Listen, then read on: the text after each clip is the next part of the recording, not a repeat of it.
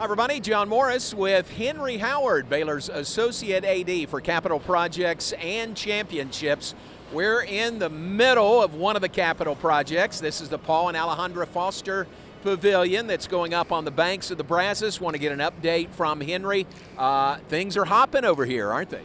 They are, J-Mo. We are really moving along, and we need to be moving along. Yeah. We are 6 months away from the first home basketball game. Just as a reminder, we're going to play non-conference in the Farrell Center, but then we're going to move over to the Foster Pavilion for conference in January. Wow. And I'm excited because we'll get the conference schedule here in August, end of August. That'll really help us plan as we open a new facility. Yeah, so much fun, so much work. Really has been done here since the last time we were here. One of the buzzwords you were telling me about is switchgear. Switchgear is almost here. It is, J-Mo. In the major milestones of the facility, the switchgear has become a hot topic. We actually paid an expedite fee to get the switchgear here on time. And you may be asking, why is the switchgear so important?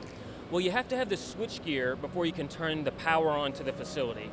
Once you can turn the power on to the facility, you can engage the HVAC system, cool the building, you can work when you need to work, no delays because of weather. But the more important thing is once you have the HVAC, you can bring the wood, the maple wood court, to start acclimating in the facility. So now that the switchgear is here at the end of June, it'll take about a month before the power and the HVAC are fully turned on. And then once that HVAC is set, we can bring that maple wood and let it acclimate for about 6 weeks. And so you may say, well, that's the big hurdle to jump. Right. There's one more hurdle. Yeah. Once we get the court set, obviously we have to paint it with the graphics and the logos that you see on TV or in the stadium. But then we actually have to install some portable, it's called telescopic risers. You can't install the telescopic risers until the wood is completely set because those bleachers go in and out whether you're hosting a concert, an event, or you're in practice mode. So it's really, it all starts with that switchgear. It's here, it's being set today, and I can't tell you, I'm the most excited individual on Baylor campus. Yeah, we're here on a big day with the switchgear arriving. So that is, like you said, one of the milestones along the way. Schedule-wise, is that right on schedule? It is. We are on schedule to open the bowl portion of the facility in January of 2024. Now remember, we won't open the development center portion of the facility until about a year from now, so summer of 2024. The development center is where the student athlete will train, whether it be weights, getting some extra shots up, just training room, weight room, all of those things that help develop the student athlete. That won't open for about another year. Right. But schedule-wise, we're looking good. And now that the switchgear is here, another milestone that we're looking forward to is being dried in. I'd say we'll be dried in for the facility in early to mid-August. And again, as you know, it's very hot in Texas. You know, we have to make sure that the construction workers, the subcontractors are getting plenty of fluids. Once you're dried in, you don't have to worry about that as much just because you're in the air conditioning. You mentioned the maple floor that's coming soon, very soon. Where's that wood coming from? Is there a story there? There is a story. I can tell you that it's a Robbins MVP court. Okay. Why is that important? It's what NBA teams practice on. Okay. Most NBA arenas have a portable court that they take in and out.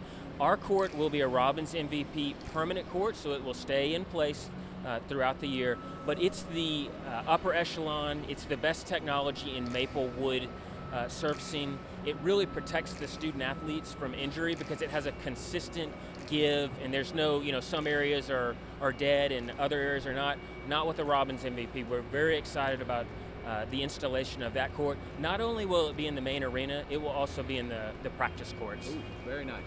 Very cool. And also the parking garage outside, that is really taking shape since the last time I saw you. It is. They have poured, and it's Austin Commercials building the Foster Pavilion. They're also constructing the City of Waco-led parking garage. They've poured the first level slope for the garage. This Saturday, they're pouring the second level. So it's progressing along very nicely. On game day, we'll utilize about 450 parking spots. Non-game day, it'll be used by the City of Waco and then Baylor as well. Yeah. This is fun to come over here, to visit with you, yes, but just to see the beehive of activity, man. Everybody has a job, they know their job, and it looks like they're getting it done. They are. Many trades are already on site, and as you said, it's a beehive. They're swarming around. Some trades aren't even here yet, and I'll give you an example. We're standing on the north end of the Foster Pavilion in the basketball arena. Just 30 feet to our north is the men's practice gym. And then if you went to the west, away from I-35, there's the women's practice gym.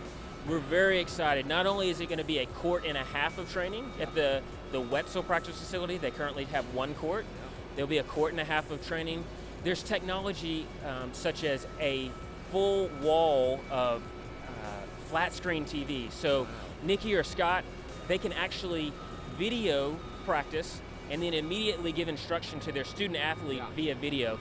They can look up at the wall, it's a massive board, and say, hey, you need to work on this area or set the pick this way. So it's going to be instant feedback, instant development, and we're just really excited about the technology that's coming, and those trades aren't even here yet. Wow.